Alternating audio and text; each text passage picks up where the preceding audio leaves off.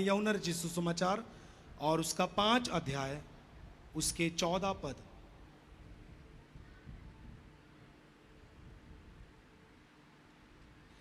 यूहन्ना रचित सुसमाचार उसका 5 अध्याय उसका 14 पद।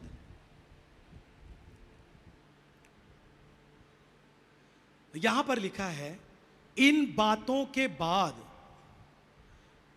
यीशु को मंदिर में मिला। तब यीशु ने उससे कहा, देख तू चंगा हो गया है, फिर से पाप मत करना। ये चेतावनी है, ऐसा ना हो कि इससे कोई भारी विपत्ति जो तुझ पर थी, इससे भी भारी विपत्ति तुझ पर आ पड़े।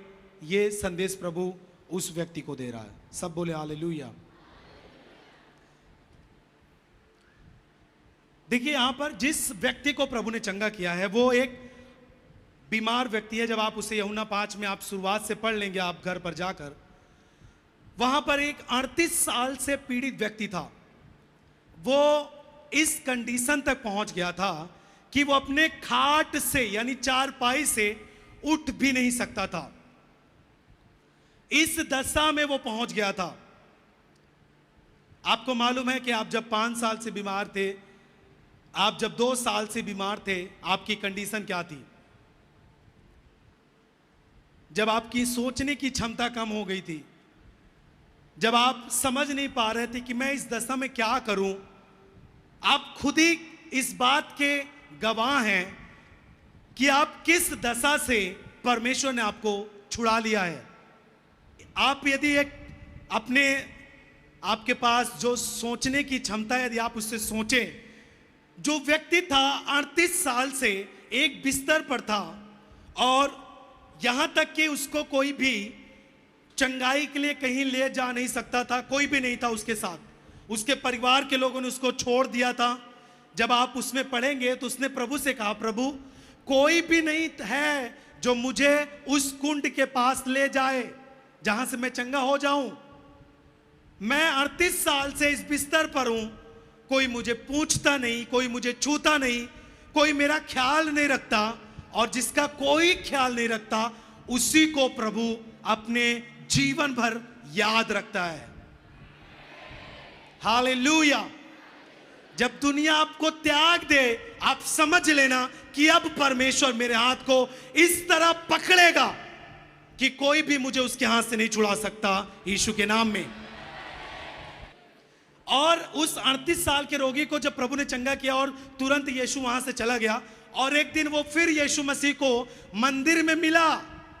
देखिए, जब आपको प्रभु ने चंगा किया तो आपको चर्च की संगति करना जरूरी है।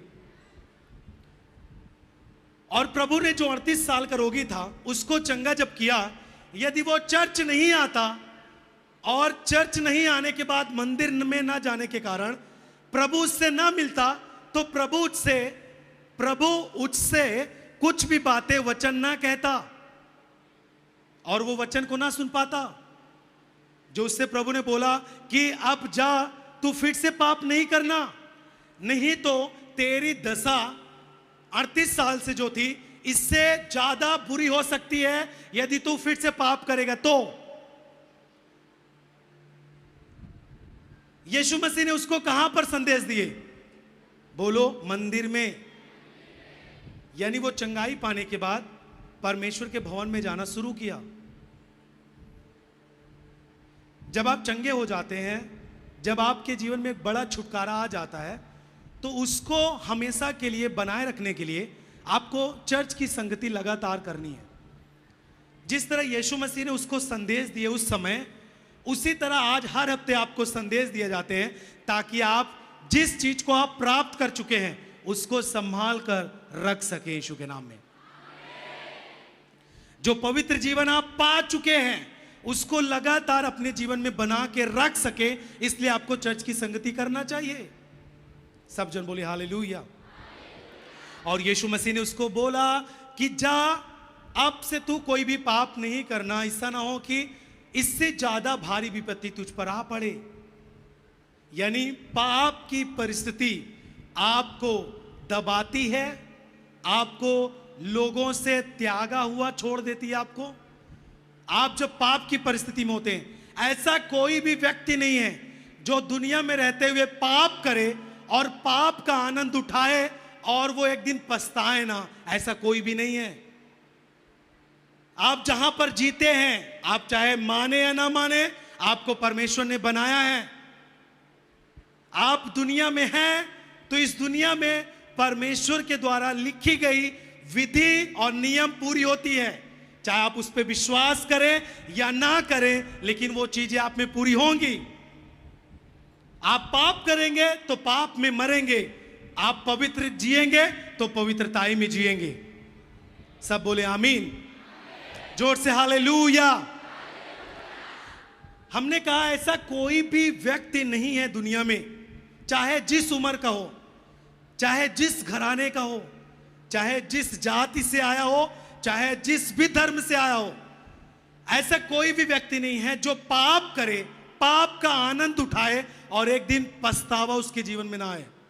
हर एक व्यक्ति के जीवन में पछतावा आता है और शैतान ऐसी कंडीशन तक लेके जाता है उस व्यक्ति को कि वो सोचता है कि अब मुझे कोई प्यार नहीं करता, त्यागा हुआ, छोड़ा हुआ, और सोचता है कि अब इस दुनिया में नहीं जीऊं, मर जाऊं अच्छा है, क्योंकि वो समझता है कि मेरे जैसा पाप में फंसा कोई व्यक्ति नहीं है।